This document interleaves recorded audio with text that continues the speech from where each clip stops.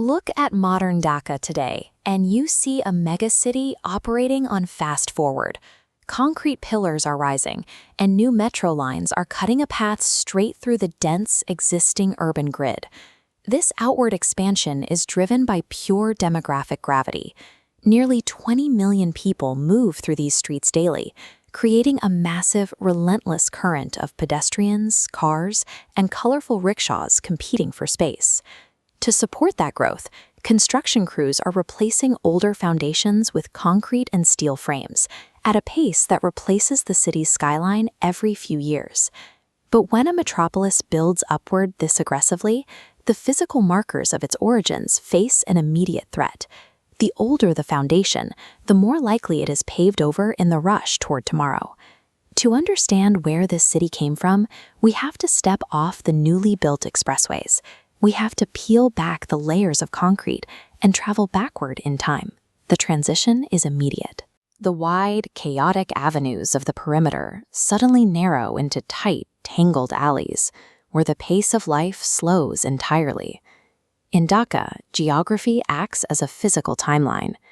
This map illustrates how traveling deeper into the city's inner core essentially means moving back down the centuries. Down here, the glass and steel of the 21st century disappear. This central pocket is the original seat of power, left largely isolated from the outward expansion. The stark silence of these streets sits in total opposition to the roaring highways just a few miles away. And resting quietly within this older grid is the city's most crucial historical anchor. This is Lal Bagh Fort. With its quiet, symmetrical gardens and ancient weathered brickwork, it survives as a massive, stoic observer to the chaos outside its walls. It is a textbook example of material history. The specific placement of these red bricks and the layout of the courtyards provide a silent, physical record of the Mughal Empire stretching its reach deep into Bengal. And it wasn't an isolated outpost. Surrounding structures, like the sprawling Asan Manzil Palace, with its imposing staircases and bright pink facades, prove the immense scale of royal wealth concentrated here.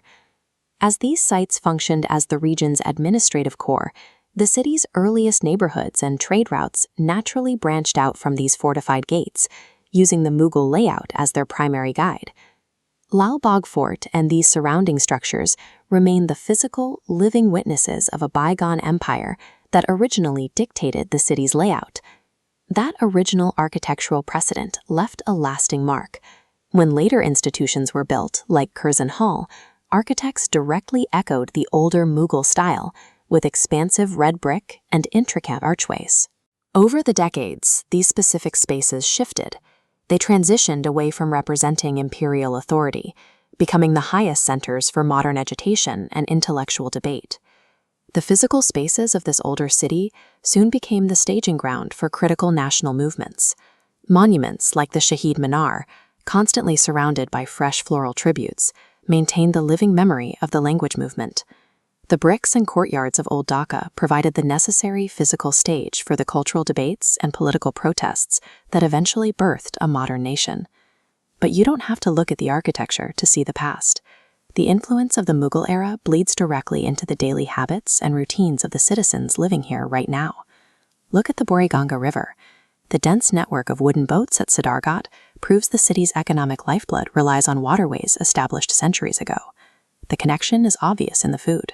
Massive metal pots of kachi biryani are surviving recipes of Mughal culture, feeding the modern masses. Historical preservation in Dhaka lives within the daily routines, trade routes, and food of its people. As day turns to night, the macro perspective of Dhaka reemerges. The illuminated high-rises and glowing street networks showcase an unstoppable forward momentum. Set against that bright electric horizon, the quiet permanence of Lal Bagh Fort presents a sharp, necessary contrast. Dhaka's identity on the global stage relies entirely on this exact friction. It is a city that requires the massive, modern infrastructure to grow and the ancient, narrow alleys to remember. Lal Bagh Fort and the alleys of Old Dhaka remain the silent, steady pulse of the metropolis, and they prove that a megacity can only build safely towards its future if it remains firmly anchored to the bricks of its past.